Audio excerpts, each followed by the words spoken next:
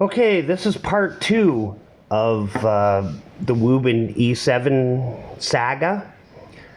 I charged this up last night, like to full, right? Just in my external charger, because I figured, okay, well, I might as well just use it as the flashlight, and it was fine. It was working fine. But look, it's dead now. After about 12 hours, it's totally killed the battery without this being on, which means now it has a parasitic drain. Let's see what the voltage of the battery is. I have a feeling it drained it to 0. So we got our multimeter here. What's the voltage?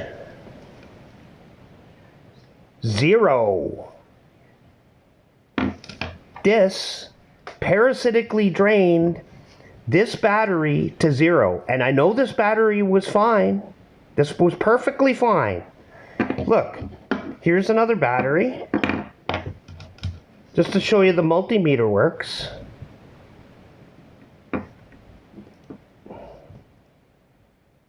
Yeah, 4.12. Now watch, it'll work it'll work in here.